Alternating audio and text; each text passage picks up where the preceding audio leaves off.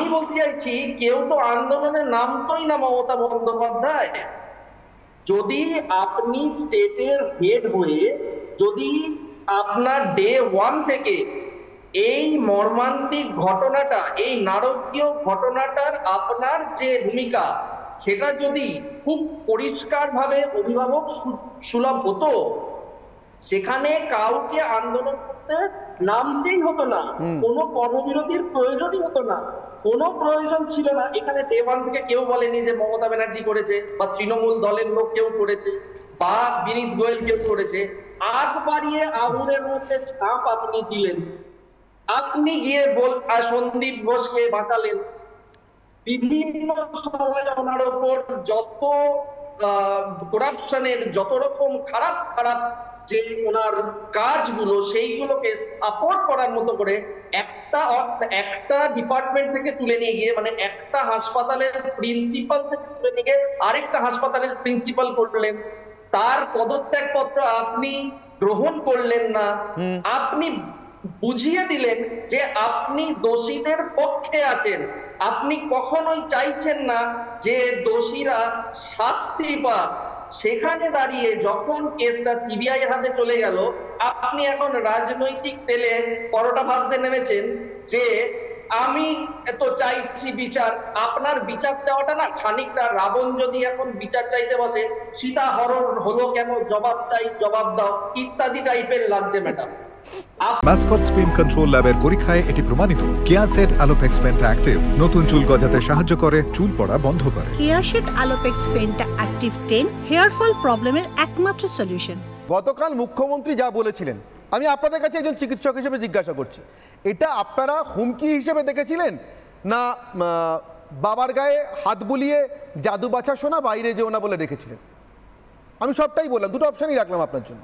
এক্ষুনি আমার অনির্বাণ বললে আপনি দ্বিতীয়টা তো বললেন না, আপনি তো লিডিং কোশ্চেন করলেন।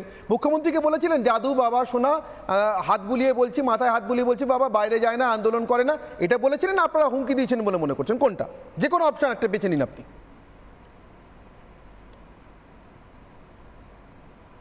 বলছি আমার পয়েন্টগুলো একটু শুনবেন, ইন্টারাপ্ট করবেন না।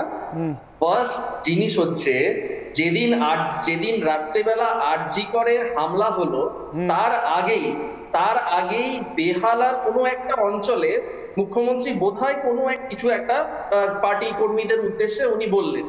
তারপরেই দেখলাম আমরা আরজি করের ঘটনাটা, রাত্রিবেলা এরকম হামলা হলো, আন্দোলন চলছিল তখন, রাত দখল চলছে তখন।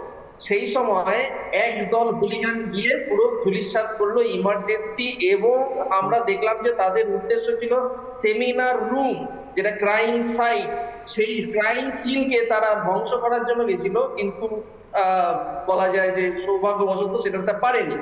যাকে এরপর গতকালের যে ঘটনাটা, সেখানে উনি দাঁড়িয়ে কি বলছেন, আমি কারোর এগেনস্টে অ্যাকশন নিতে চাই না, তোমরা কাজে জয়েন করো, অ্যাকশন নিলে এটা হতে পারে, ওটা হতে পারে, সেটা হতে পারে, কেরিয়ার নষ্ট হতে পারে, তোমরা ভিসা পেতে পারো না, ইত্যাদি ইত্যাদি হচ্ছে। আমি বলতে চাইছি কেউ তো আন্দোলনে নামতোই না মমতা বন্দ্যোপাধ্যায়। যদি আপনি স্টেটের হেড হয়ে যদি আপনার ডে ওয়ান থেকে এই মর্মান্তিক ঘটনাটা, এই নারকীয় ঘটনাটার আপনার যে ভূমিকা, সেটা যদি খুব পরিষ্কার ভাবে অভিভাবক সুলভ হতো, সেখানে কাউকে আন্দোলন করতে নামতেই হতো না, কোনো কর্মবিরতির প্রয়োজনই হতো না, কোনো প্রয়োজন ছিল না। এখানে ডে ওয়ান থেকে কেউ বলেনি যে মমতা ব্যানার্জি করেছে বা তৃণমূল দলের লোক কেউ করেছে বা বিনীত গোয়েল কেউ করেছে। আগ বাড়িয়ে আগুনের মধ্যে ছাপ আপনি দিলেন, আপনি গিয়ে সন্দীপ ঘোষকে বাঁচালেন। বিভিন্ন সময় ওনার ওপর যত করাপশনের যত রকম খারাপ খারাপ যে ওনার কাজগুলো, সেইগুলোকে সাপোর্ট করার মতো করে একটা ডিপার্টমেন্ট থেকে তুলে নিয়ে গিয়ে, মানে একটা হাসপাতালের প্রিন্সিপাল থেকে তুলে নিয়ে গিয়ে আরেকটা হাসপাতালের প্রিন্সিপাল করলেন। তার পদত্যাগ পত্র আপনি গ্রহণ করলেন না, আপনি বুঝিয়ে দিলেন যে আপনি দোষীদের পক্ষে আছেন। আপনি কখনোই চাইছেন না যে দোষীরা শাস্তি পাক।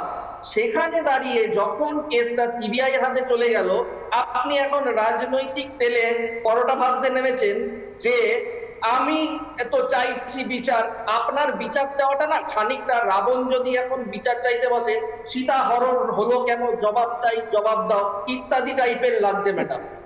আপনি যদি কালকে দাঁড়িয়ে এই হুমকিগুলো না দিতেন তাহলে হয়তো সাগর দত্তে আবার একটা র্যানস্যাকিং এর ঘটনা ঘটতো না। সাগর দত্তে একটা ঘটনা ঘটেছে, আপনারা খোঁজ নিন, আজকেই ভোর রাতে হয়েছে হামলার ঘটনা। তার মানে কি? প্রভোকেশন তো চলছে, পোস্ট করো, মানেটা কি? মানেটা প্রভোকেশন তো, যে তোমরা ভাই এবার এগিয়ে যাও, যা মুখে বলেন ঠিক তার অপোজিট কাজ করেন। প্যাথোলজিক্যাল লায়ার এই ভদ্র মহিলা, যা বলেন ঠিক তার উল্টোটা করেন। চিকিৎসা নেই ডাক্তারবাবু, নিজে বলছেন যে আমি ডাক্তারবাবু এর কোনো চিকিৎসা নেই, শাস্তি চাই।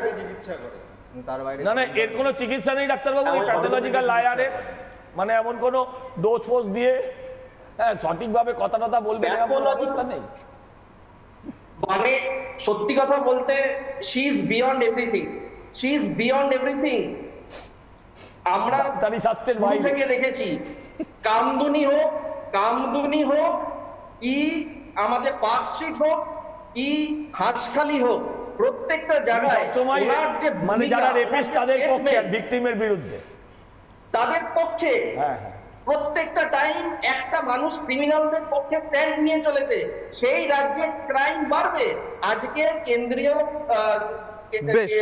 সরকার, আমি এক লাইন রাজ্যের মুখ্যমন্ত্রী যখন ফাঁসি চায় চিঠি তাকে উত্তর দিচ্ছে আপনার রাজ্যে 48,600 কেস পেন্ডিং রয়েছে, 123টা ফাস্ট ট্র্যাক কোর্ট বানানোর জন্য অ্যালোকেশন দেওয়া হয়েছিল।